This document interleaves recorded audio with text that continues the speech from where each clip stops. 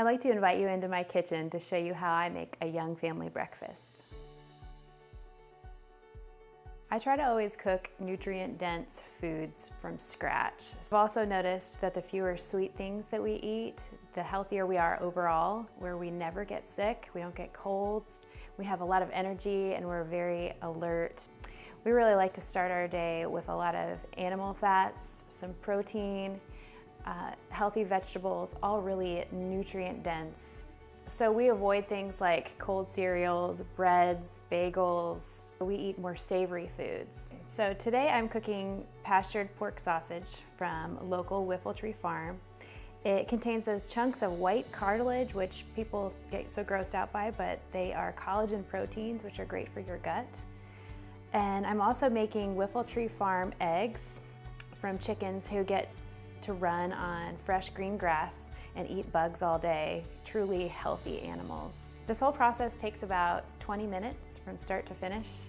What you'll do first is you'll melt some butter in a frying pan. This is for the hash browns. I use almost an entire block of Kerrygold every morning just on breakfast alone. So once your butter is cooking well, you're gonna dump on your hash browns, and what I use for my hash browns is from Wegmans, and it is just plain potatoes that are cut up in small pieces. So make sure when you buy hash browns that it is just potatoes. Organic potatoes you do not want. Non-organic, they are loaded with pesticides. Get the butter on all pieces and then let it cook on high for a little bit, but don't let it burn. Now we're gonna move over to the sausage. I am using frozen pork sausage. You don't need to defrost it, you just can put it right into the pan. I am on high. As one side cooks and turns a little bit brown, you flip it over, scrape off the cooked part. When all of your sausage has finished cooking and there's no more pink, you're going to add about 3/4 of a teaspoon of pink Himalayan salt. And then you're gonna sprinkle on some ground sage, all organic spices. I use Simply Organic brand. Then sprinkle on some garlic powder, but don't do a lot because it'll be really spicy, just enough that you barely do a little coating. And pepper, ground pepper. So now getting back to the hash browns, they will start to look brown on the edges, and then you know that they're ready to flip for your first time. So you take out a little spatula and flip big chunks of them at a time.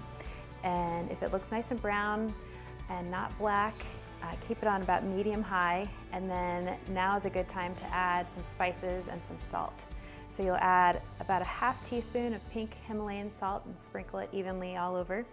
And then you'll add some garlic powder and onion powder and whatever else you like, but those are what my family and my kids will eat. And then you're gonna let it cook for another couple minutes. And if it looks like it's getting too brown, sometimes you need more butter. So we'll add a couple more tablespoons around the edges. Now onto the kale. I have washed this kale and dried it, and now we're going to add it to the pan. I add it right to my sausage pan so that it soaks in all those delicious flavors from the sausage, and you don't have to add quite as much fat since you've already cooked the meat in the pan. You can take the meat out, or you can just add it straight in, just move the sausage over a little bit, and the sausage will just keep on cooking. And I will just tear up some kale into little pieces. It doesn't have to be tiny because it will shrink down a lot. So you may think I'm adding a lot of kale, but it will reduce to about half the size, maybe even less than that. You can cook your kale as long as you would like. I like to get it pretty shrunk down so that it's more juicy. It soaks in the butter that you add. So yeah, I'll add another teaspoon of butter, and then whatever seasonings that I feel like that morning. So I'll add some garlic to this and then let that cook for a couple minutes. And then I will cut up my tomatoes that I picked right out of my garden yesterday and just cut off their tops, and then cut them down the middle and cut them in bite-sized chunks.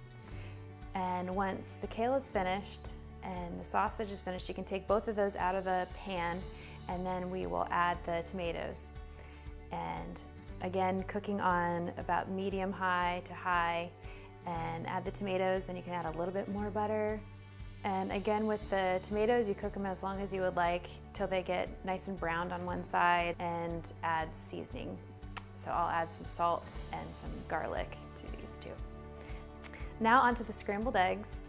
Everybody makes scrambled eggs. They're a staple in America, and I have figured out a really great way of making them in a stainless steel pan, which can be kind of tricky because it can stick if you don't do it exactly right. So you need to add a lot of butter, that's the key.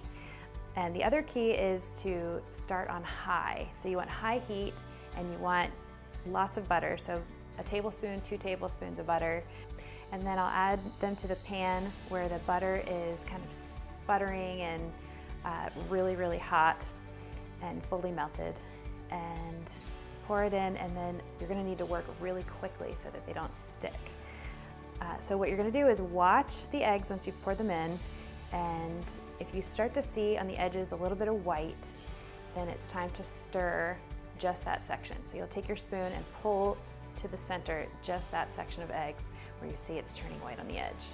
And then you're gonna keep doing that on each section on the edge that looks white, and just pull it to the center, but resist the urge to stir the whole thing or to keep stirring. Just keep watching it. And then you'll notice that none of it is sticking to the bottom of the pan because you've got so much nice butter in there. Once you've done that and it looks like all of the eggs are cooked, you'll just shut off the heat and continue to stir them and cut them up. And now on to the best part, plating it up. And it looks so pretty with all the different colors, the vegetables and the meat. And with every meal, we always like to have one living thing to add on. So I will pour glasses of raw cow's milk for each of the kids, or sometimes we'll add some fruit, their one serving of fruit at breakfast, just to have something living to help those enzymes produce and so that they can digest their food well. Now we've finished creating this beautiful, colorful, nourishing, delicious meal, and we get to sit down together and talk about what it's providing for us, where this food has come from, and for us, there's just no better way to start our day.